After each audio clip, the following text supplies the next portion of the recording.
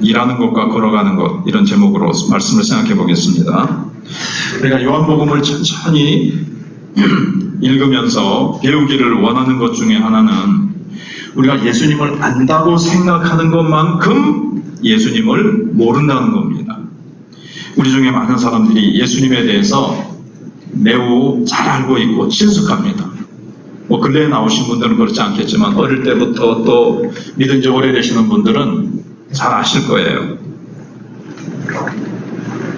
예수님에 대해서 찬송도 부르고 또 성경 공부도 하고 이래저래 예수님에 대해서 우리가 많이 듣고 배우고 알고 있습니다.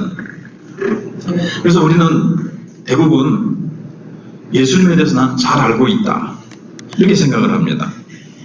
근데 정말 말씀을 주의 깊게 찬찬히 잘 뜯어 살펴보면 예수님은 우리를 정말 깜짝깜짝 놀라게 하시는 그런 분이십니다. 더 나아가 충격을 먹어요. 지금 충격 먹었다 이 말을 하는데 정말 예수님을 알면 알수록 더 충격을 먹게 되는 그런 분이십니다. 오늘 본문에서 예수님께서 말씀하신 이 네 마디를 이제 우리가 주목하기를 원합니다. 이 일로 말미암아 우리가 예수님에 대해서 더 놀라고 더 충격을 받고 그렇게 예수님을 더 알아가는 시간이 되기를 원합니다. 1절에 먼저 그 후에 이렇게 되어 있는데 예수님께서 예루살렘에 계시다가 또 내려가셔서 사마리아에 가셨다가 다시 올라오셨다가 이런 왔다 갔다 하시는 게 있죠. 그래서 그 후에 너무 이제 자세히 설명드릴 수 있지만 시간이 가니까 그냥 어떤 사마리아 사건이 있었고 그 다음에 왕의 신하의 아들을 고쳐주신 사건이 있었고 그 후에 이제 예수님이 유대인의 명절이 돼서 예루살렘에 다시 올라오셨다는 겁니다. 아무튼 현재 이 사건은 예수님이 예루살렘에 계실 때 일어난 사건이다 하는 것이고 장소는 그렇고요. 시간은 유대인의 명절이다. 그런데 어느 명절이라는 게 유대인의 그 종교적인 절기가 있잖아요. 어느 명절인지 여기에 기록이 안 되기 때문에 몰라요. 근데 정확히 기록이 안 됐다는 건 뭐냐면 지금 성경을 기록한 요한이 관심이 하나님이 우리에게 주시는 메시지에 관심이 어떤 절기냐 이거는 관심이 없다는 얘기예요. 그건 중요하지 않다는 겁니다. 그리고 이 날이 안식이라는 것도 뒤에 가서 밝히는 걸 보면 안식이라는 것도 당장은 중요하지 않아요. 네, 뒤에 가면 이제 안식일에 대해서 우리가 이제 생각을 해봐야 되겠지만 자 이제 시간과 장소를 생각해봤고 그 장소를 좀 더 구체적으로 생각해보면 2절에 예루살렘에 있는 양문 곁에 히브리 말로 베데스다라 하는 못이 있는데 거기 행각 5이 있고 그렇게 되어 있습니다. 그래서 여기 베데스다 양문이 있다. 양의 문이거든요. 근데 베데스다는 어떤 곳인가 하면은 양을 하나님께서 제물로 드리거든요. 근데 제물로 바치기 전에 양을 깨끗하게 씻는 곳입니다. 여기 연못이 있으니까 그 연못에서 양을 깨끗하게 이제 씻는 장소예요.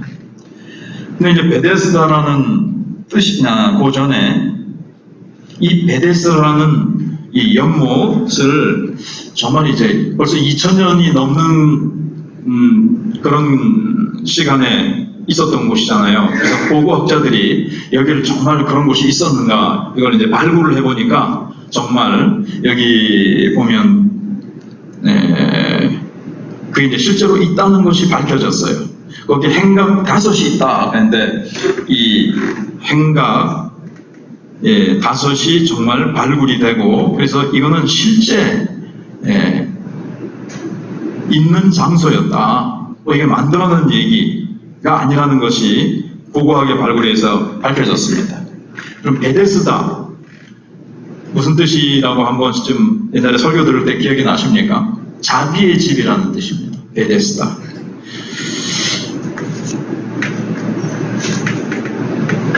근데 여기 3절 끝부분에서부터 큰 가로가 쳐져 있죠. 그리고 4절 끝에까지 가로가 쳐져 있어요.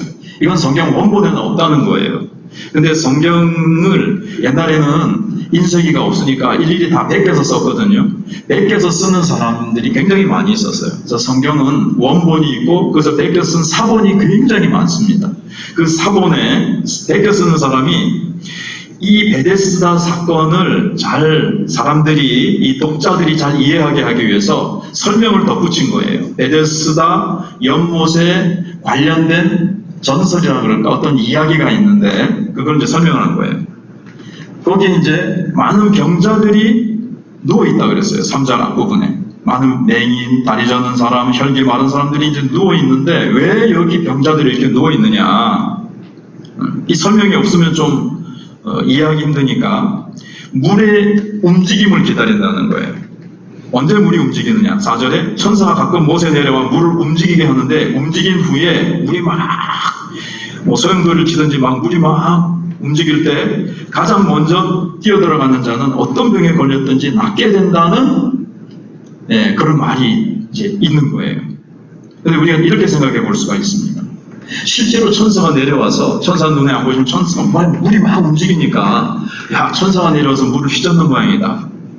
그때 어떤 굉장한 기적적인 역사가 일어날 것이다. 이렇게 이제 볼 수도 있고요. 근데 그 연못에 특수한 화학적인 어떤 성분이 있는 거예요. 그 성분이 이제 많이 모이면 막 부글부글 끓으면서 이제 그 막 거품이 막 생기는 거죠.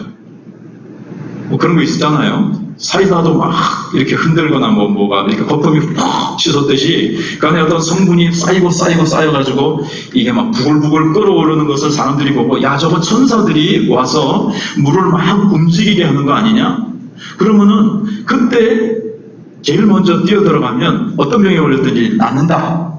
막 이런 실제였는지는 모르지만 그런 이제 소문들이 있었던 겁니다. 그래서 사람들이 그걸 기대하고 병자들이 제일 먼저 뛰어들어가서 자기가 나을 거라고 거기에 다 누워 있습니다. 근데 아이러니한 건 뭐냐면 베데스다라는 이름이 자비의 집인데 분위기는 자비의 집이겠습니까? 지금 물만 움직이게만 해봐라. 내가 제일 먼저 뛰어들어가야 된다. 지금 옆에 있는 사람들 싹 뭐 얘기도 하면서 어디서 오셨어 이렇게 하면서도 네가 먼저 가면 안 되고 내가 먼저 가야 된다. 지금 경쟁심과 이기적인 욕심으로 지금 자비와는 전혀 정반대로 경쟁과 이기적인 욕심으로 네 안 돼. 당신들 먼저 가면 안 되고 내가 제일 먼저 뛰어들어가야 된다라고 하는 자비의 집이 아닌 경쟁과 욕심과 어떻게 보면 몰인정한 무자비한 지금 경쟁의 분위기가 가득 채워져 있는 것을 이제 볼 수가 있습니다. 또 아이러니한 것이 있는데요. 지금 예수님이 예루살렘에 계시는데 나중에 이제 제사장들하고 바리새인들이 예수를 막 핍박하거든요. 성전에서 가장 가까이서 일하는 사람들, 제사장들은 성전에 늘 거의 머물고 성전에서 일하고 봉사하는 사람이에요. 그런데 성전에랑 가장 가까운 사람이죠. 근데 진정한 참 성전이신 예수님과 영적으로는 가장 멀리 있습니다. 바리새인들은 하나님의 말씀, 율법을 가장 가까이 하는 사람인데 진정한 율법이신 예수님을 핍박합니다. 그러니까 이게 지금 여러 가지 아이러니한 것을 성경이 말씀하고 있습니다. 아무튼 예수님께서 여기 베데스다 연못에 찾아오셨어요.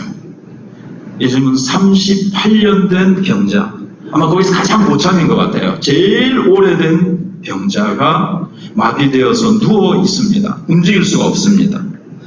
그래서 6절에서 예수님이 병이 벌써 오랜 줄 아시고 네가 낫기를 원하느냐? 예수님은 인사말도 없이 그냥 단도직입적으로 당신 낫기를 원하요? 이렇게 이제 물어보신 거예요. 그래서 당연히 치료받기를 원하시니까 여기 와 있는 거고 누워서 기다리고 있겠죠. 그러나 예수님은 지금 네가 낫기를 원하느냐? 이 사람을 낫게 해주는 치료 이상의 놀라운 일을 하시려고 이 질문을 하시는 거예요. 믿음이 있는지도 이제 확인하는 것이고, 근데 이 사람은 어떻게 알아들었을까요? 당신 낫기를 원하세요? 그러니까 이 사람이 하는 대답이 뭐냐 하면은, 대답을 보면 알 수 있어요. 당신 연못에 제일 먼저 들어갈 수 있도록 도와드릴까요? 이런, 아무튼 당신이 치료되는 것을 내가 도와드릴까요? 근데 그 치료를 당신이 나를 도와주려면 이렇게 해줘야 됩니다. 그 이제 대답을 보면요, 7절에서 지금식으로 약간 바꾸면, 선생님, 저는 저를 연못에 넣을 사람이 아무도 없습니다. 앞에서 말씀드렸잖아요. 천사가 내려와서 든지 뭐 어떻게든지 물이 막 움직일 때에 제일 먼저 들어가야 낫을 수가 있는데, 내가 움직일 수 없기 때문에 내가 막 이렇게 막 비비적거리면서 막 몸을 굴리면서 이렇게 갈 수밖에 없잖아요. 걸을 수가 없으니까, 움직이지 못하니까 막 힘들게 막 이렇게 막 기든지 막 이렇게 하는데, 소경은 그래도 다리는 움직일 수 있으니까 막 다른 사람들이 막 벌써 간단 말이에요. 어떻게 보면 쇠치기를 한단 말이에요. 그래서 나는 다른 사람이 다 쇠치기를 하기 때문에 내가 움직일 수가 없어서 늘 나는 내 순서를 놓칩니다. 나를 도와서 물 있는 데로 데리고 갈 사람이 없습니다. 이렇게 한탄하고 불평을 예수에게 막 털어놓는 거예요. 이 말은 자기의 운명을 한탄하고 불평하는 것도 있으면서, 그래, 당신이 나를 좀 물에 들어갈 수 있도록 도와주겠어?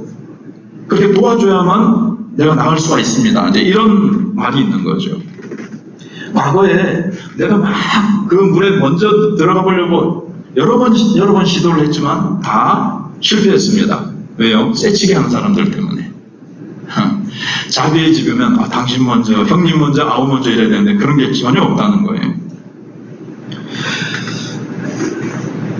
그래서 예수님은 내가 낫기를 원하느냐 이렇게 물어보셨을 때 이 사람은 잘못 알아들은 거죠. 지난번에도 3장에서 니고데모에게 예수님이 네가 거듭나야 된다 그랬을 때 니고데모가 제대로 알아먹었습니까? 그러면은 다시 태어나야 된다. 내가 엄마 뱃속으로 그럼 다시 들어갔다가 다시 태어나야 됩니까? 어머니 뱃속으로 내가 다시 기어 들어가야 됩니까? 이게 뭐 말도 안 되는 거죠. 내가 늙었는데 어찌 그 사람이 다시 엄마 뱃속으로 들어갑니까? 이게 이제 도저히 차원이 안 맞는 거예요. 예수님은 영적인 차원에서, 하늘의 차원에서 말씀하고 계시는데, 니고데모는 이 땅의 육신적인 원리밖에 모르니까 엉뚱한 대답을 했죠. 사마리아에 가셔서 수가성 여인에게 내가 목마르지 않는 물을 주리라 그러니까, 당신 물동이도 없고 물기를 그릇도 없고 한데 어떻게 이 깊은 데서 물을 길어서 나에게 준단 말이오. 예수님은 인생의 갈증을 해결해주는 영원한 하나님의 생수, 영적인 생수를 주시겠다고 하시는 건데, 이 여인은 계속 또 이 땅의 차원에서 물로 이해를 하는 거예요. 계속 그랬죠.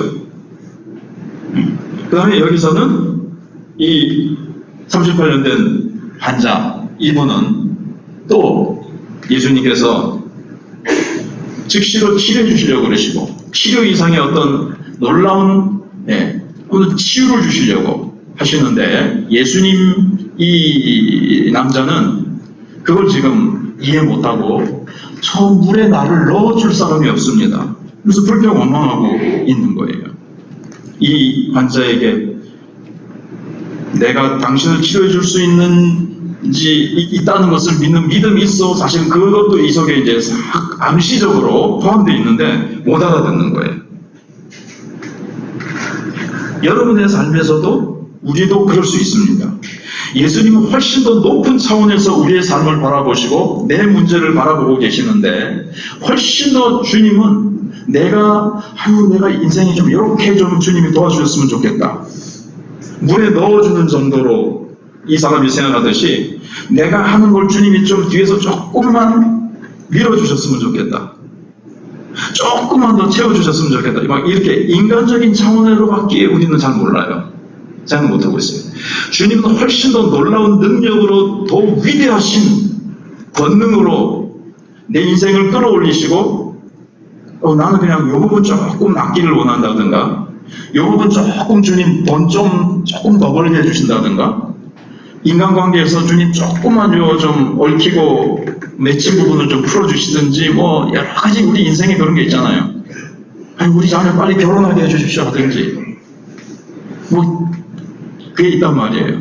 근데 주님은 그 정도에서만 멈추시는 것이 아니라 훨씬 더 그것을 능가하고 더 고차원적인 차원에서 왜냐하면 주님은 우리는 그러니까 주님의 능력을 굉장히 낮춰요. 내 생각 정도로 생각하든지 거기서 조금 더 그거밖에 생각을 못해요. 주님의 능력을 우리는 피조물이고 내가 좁으니까 하나님은 무한하신데 우리는 한계를 가진 피조물이잖아요. 그러니까 그 하나님은 한계 짓는단 말이에요. 그래서 요만큼만 해주셔도 좋겠다 하지만 주님은 그게 아닙니다. 하나님이신데요. 하나님을 하나님 되게 하라 이런 말도 있잖아요.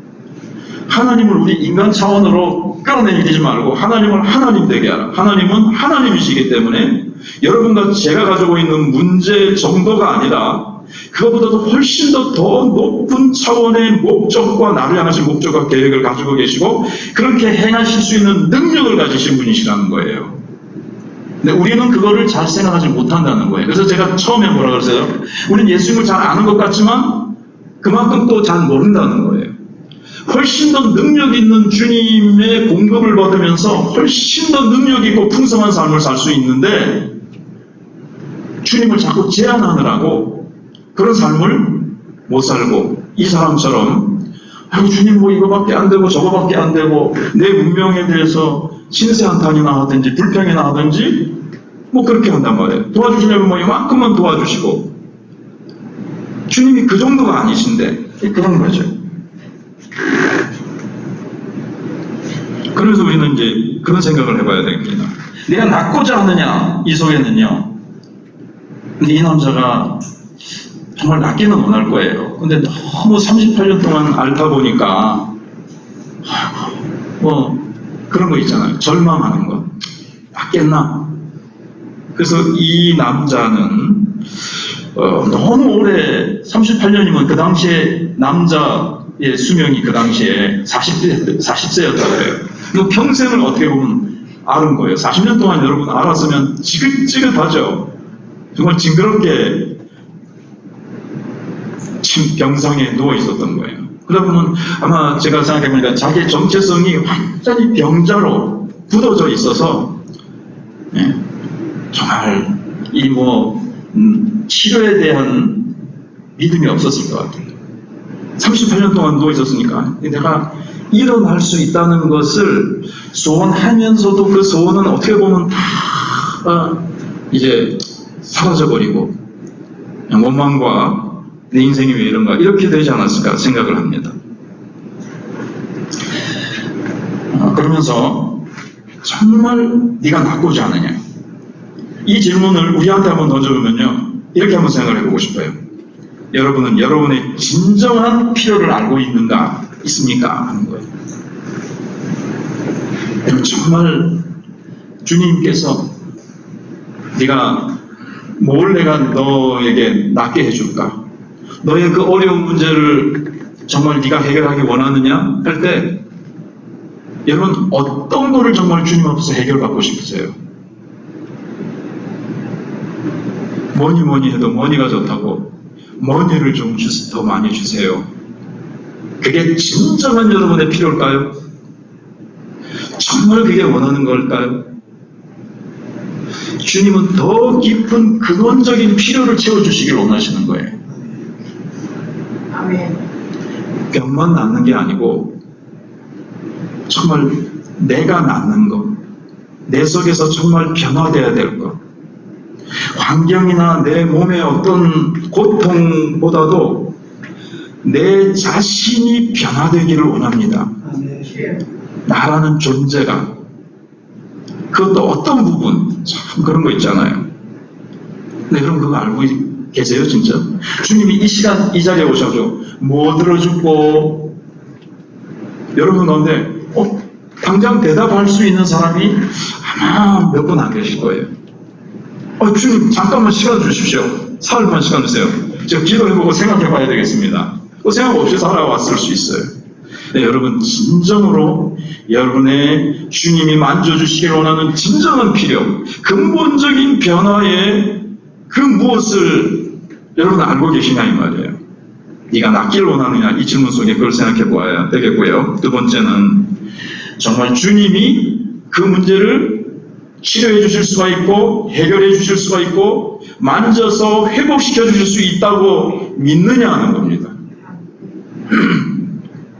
이 환자처럼 내가 가지고 있는 이 고질적인 어떤 문제가 있긴 있는데, 물론 주님이 고쳐주시는 것보다도 평생 내가 가지고 있으므로 내게 유익하기 때문에 그 문제를 가지고 있게 하실 수도 있어요. 그게 축복이고 나에게 유익하기 때문에. 그러나 어떤 부분은요, 38년 동안 평생 가지고 있었던 그 고질병처럼 이 문제는 해결 안 되더라. 여러분만의 어떤 고통이 있을 거 아니에요.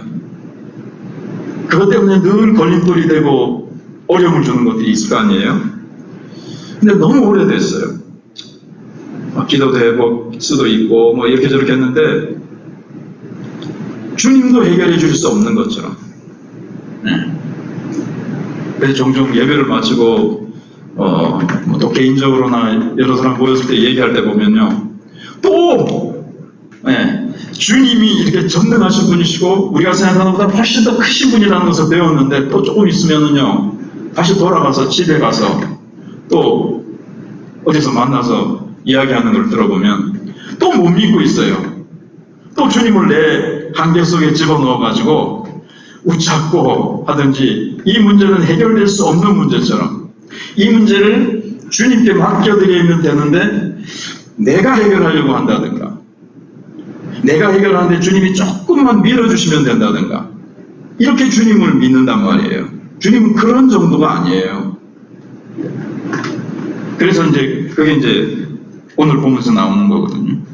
주님께서 네가 원하는 것이 무엇이냐고 물어보시는데, 방금 말씀드린 것 정리하면 여러분의 진정한 필요, 진정 주님 앞에 변화되기를 원하는 것이 뭔지 근원적인 부분을 한번 생각해 보십시오. 그래야 주님이 그 부분을 만져주실 거 아니에요. 물론 주님은 알고 계시죠. 그래서 주님은 물어보십니다. 네가 낫고자 하느냐? 이 말 속에는 그래, 네가 낫기를 원하고 이 부분이 나는 변화되기를 원하고 해결되기를 원하고, 그 다음에 그걸 내가 해결해 줄 수 있다고 믿느냐? 이 질문도 같이 들어있는 거거든요. 그러니까 우리가 주님이 이 부분도 해결해 줄 수 있다고 믿고 주님 앞에 나가야 되는 겁니다. 자, 이 남자는 물이 움직일 때 들어가서 나을 것이다. 요거밖에 모르는 거죠. 근데 주님이 그 다음 순간에 어떻게 했습니까?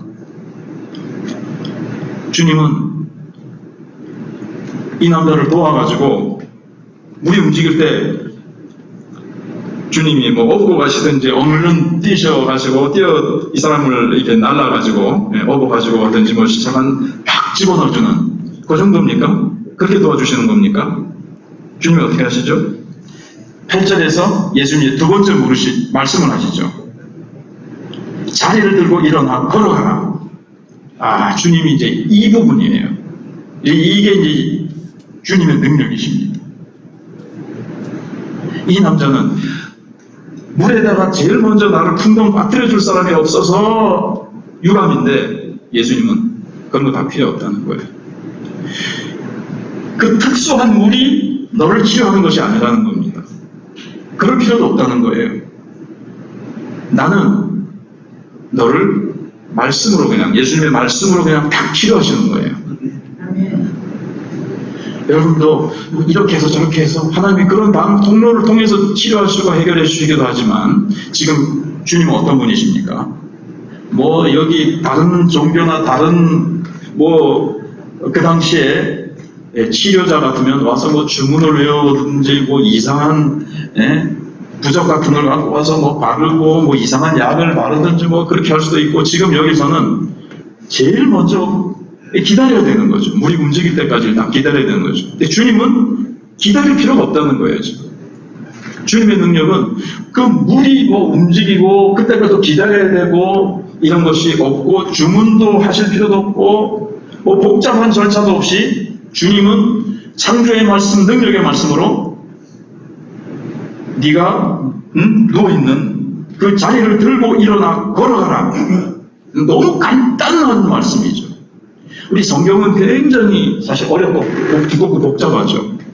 얇다고 말하는 사람도 있지만 맞습니다. 평생을 연구해야 돼요. 여기서는 계속 그 진리와 그 은혜가 한없이 쏟아나오고, 읽으면 읽을수록, 공부하면 공부할수록, 파헤치면 파헤칠수록 더 깊은 금광처럼, 더 놀라운 샘물처럼 거기서 깊고 찐국이 우러나오는데, 찐국이 우러나오다 그 다음에 찐국이 우러나오고 그 다음에 더 찐국이 더 우러나오는 책이에요. 그러면서 성경은요, 그래서 너무 광대하고 깊이 있고 어려운 책이면서 성경은 동시에 단순한 책입니다. 또 알고 보면 또요, 그 깊은 것 말고도 그것도 있지만 또 단순한 거예요. 그러니까 믿음이요 뭡니까? 구원은 어떻게 받습니까? 엄청난 12단계를 거쳐야 되고 10년, 20년 도를 닦아야 되는 게 아니라, 예수를 믿는 건 어떻게죠? 주 예수를 믿으라, 그러면 너와 내 집이 구원을 얻게 해요. 회개하고 예수를 믿으면 됩니다. 나를 위하여 십자가에 못 박혀 죽어주신, 내 죄를 대신해서 십자가에서 나를 위해서 자신을 내어주신 예수님을 믿고 영접하면 구원받습니다. 얼마나 간단합니까? 이런 구원의 도리가 어디 있습니까? 그래서 복음입니다. 굿뉴스. 내가 뭘 하는 거 아니고, 내가 많은 도를 닦는 게 아니라 예수님이 다 이루신 것을, 예수님이 나를 위해서 오신, 구원하시기 위해서 오신 예수님을 환영하고 예수님이 나를 위해서 해주신 일을 믿으면 구원받아요. 네. 그러니까는 간단하죠. 단순하고 간단합니다. 복잡할 게 없습니다. 진짜 복잡할 게 없습니다.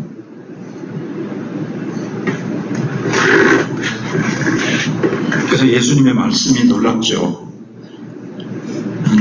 예수님의 말씀을 붙잡고 기도할 때 어떤 게 됩니까?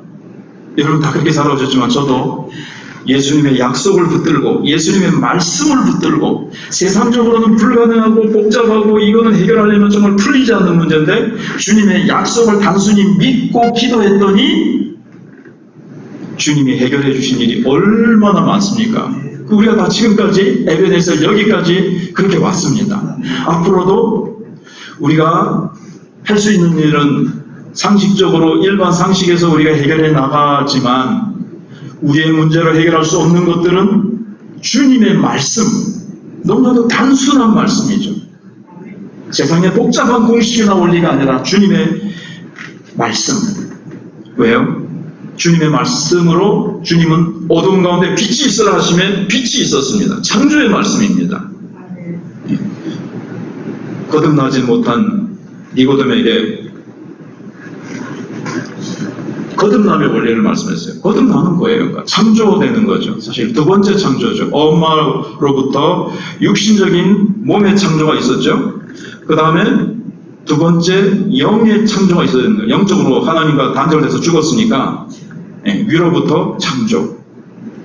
그 여인, 사마리아 여인의 그 갈증을 해결해주는 그 물.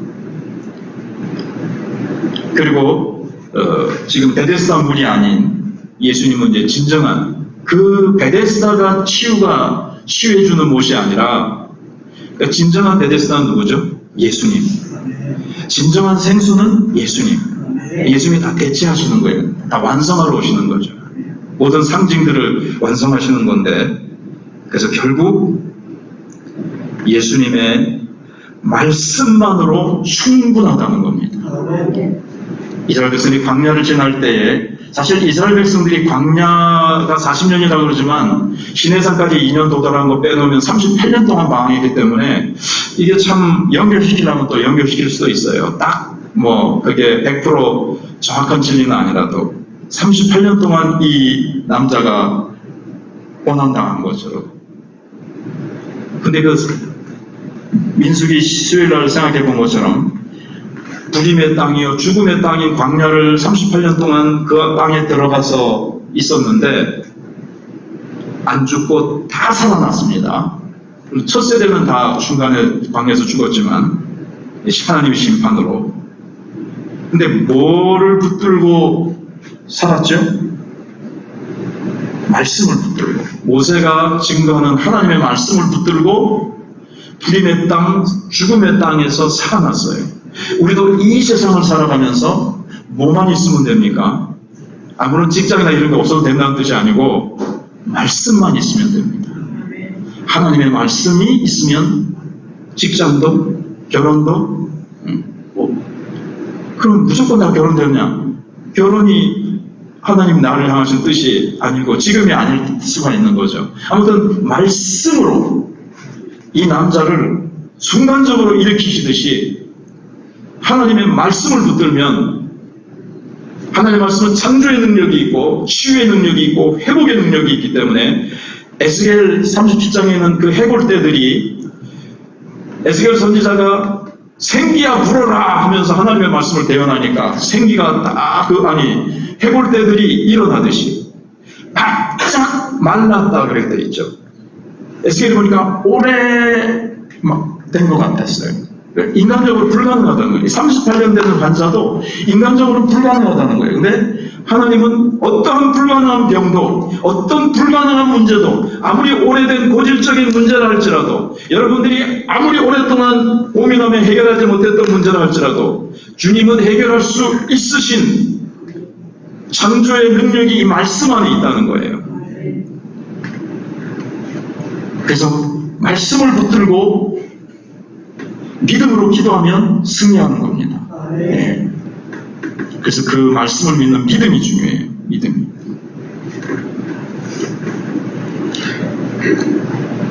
그 다음에 이제 두 가지가 남았는데 간단하게 결론만 이제 말씀을 드리면 돼요. 근데 이제 중요한 게 뭐냐면은 그 성전에서 만나서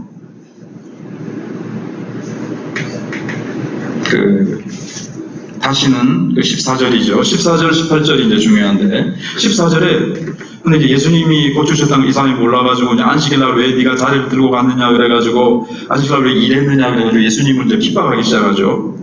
근데 14절에 누가 안식일날로 왜 일했어? 어떤 사람이 나한테 와서 내 자리를 들고 일어나 걸어가라 그래서 내가 그렇게 됐다.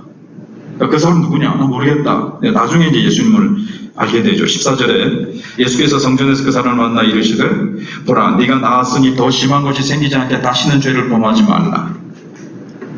자, 이 사람이 나선 것 굉장히 기쁜 일이죠. 축하할 일이죠. 예수님은 거기에만 머무는 원치 않으세요. 더 나가기를 원하십니다. 그게 뭡니까? 육신이 나선 것뿐만 아니라 이 사람의 영혼까지도 건강하게 되기를 원하는 거예요. 건강하게 걸어다니는 게 얼마나 좋습니까? 그러나 거룩하게 걸어가는 것이 건강한 다리로 걸어가는 것보다 더 중요합니다. 그렇죠? 건강한 다리로 걸어가는데 죄의 길로 걸어간다. 비참한 길로 걸어간다. 어둠의 길을 걸어간다는 것이 아니라 이제는 네가 나았으니까 그 건강한 다리로 이제는 전에처럼 죄의 삶으로 돌아가지 말고 너를 병들게 했던 이 모든 병이 죄로 인해서 오는 것은 아니지만 이 사람의 경우에는 어떤 예수님만 알고 계시고 이 사람만 알고 있던 어떤 병의 원인이 죄였던 것 같아요. 그래서 다시는 죄를 범하지 말아라. 또 다시 옛날로 돌아가면 너는 더 심해진다. 더 심한 비참한 구렁텅이로 빠져들 거니까 네가 죄를 범하지 말아라. 거룩한 삶을 살고 깨끗하고 정결된 삶을 살라는 거예요. 하나님이 원하시는 삶을 살라는 겁니다. 우리도 마찬가지입니다. 하나님 왜 우리를 구원해 주셨습니까? 예, 이 땅 위에서 내가 구원받았으니까 다시 나는 천국 티켓 따놨으니까 이 세상에서 그냥 세상에 파묻혀서 세상에 고받고 세상에서 잘 먹고 잘 살려고 그냥 세상적인 사람의 차원으로 살아가라고 주님이 우리를 고쳐주시고 구원해 주셨습니까? 그래서 십자가를 지셨습니까? 아닙니다. 범죄치 아니하고 세상 사람들처럼 죄악의 삶이 아니라 하나님의 자녀께 거룩하고 정결된 삶을 살아서 우리의 믿음을 증명하는 삶을 사는 거예요.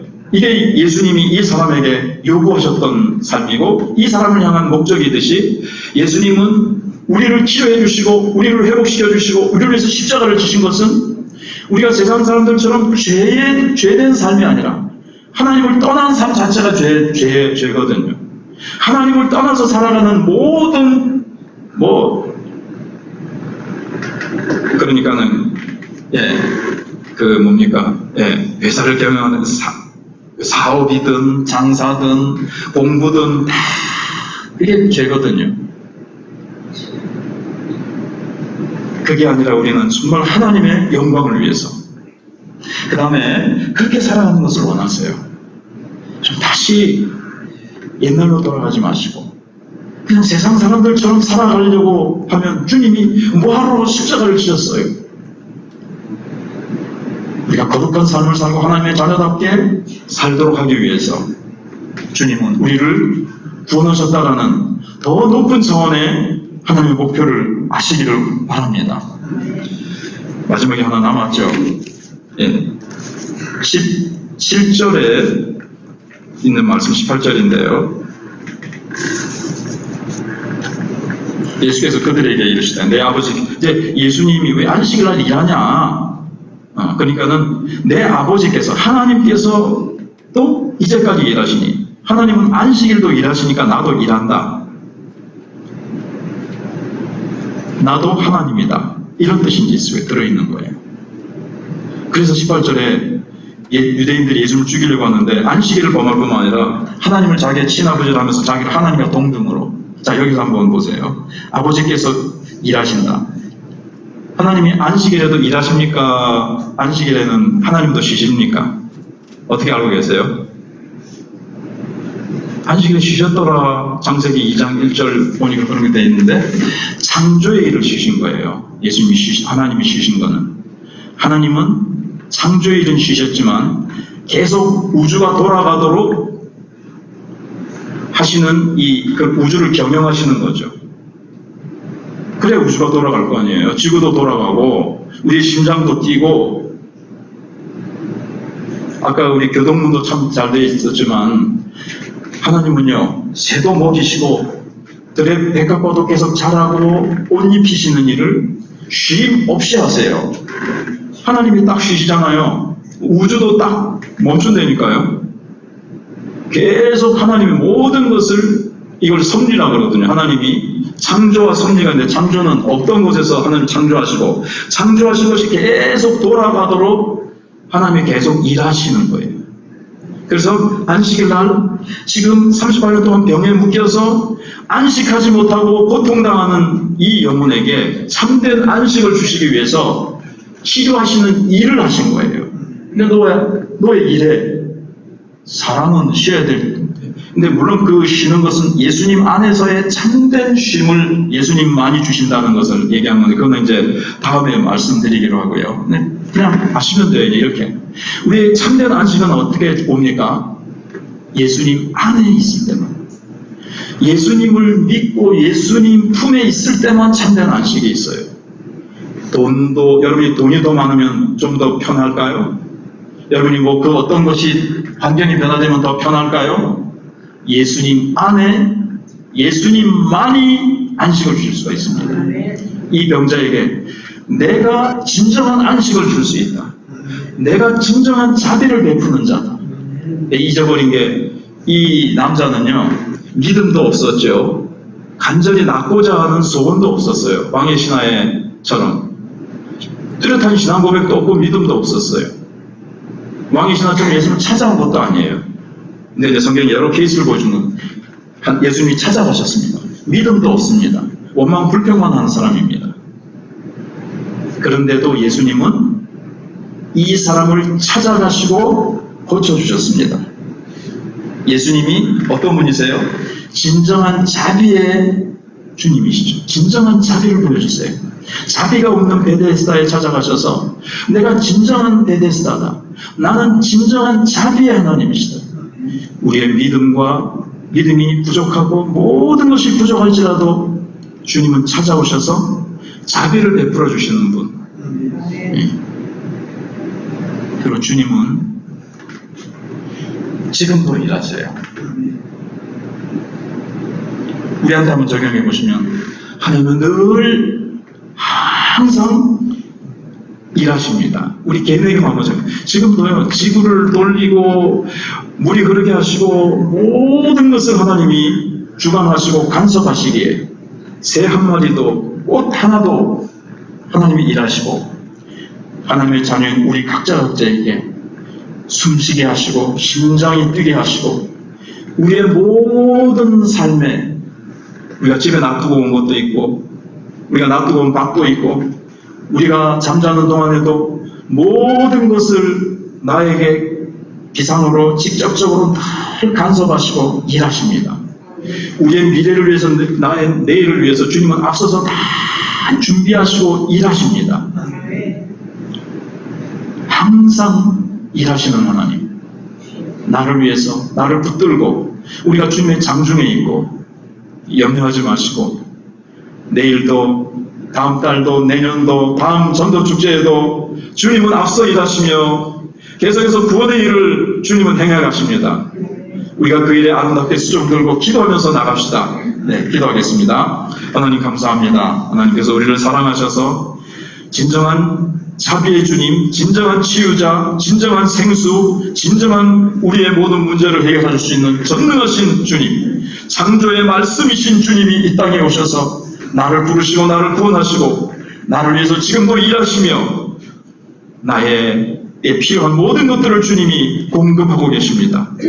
나의 지금 어려운 부분도 공급해 주실 수 있는 주님이십니다. 믿고 주님 앞에 내 진정한 근원적인 필요를 아뢰고 해결받아 주님의 영광을 드러내는 저희들 되게 해 주시옵소서. 예수님 이름으로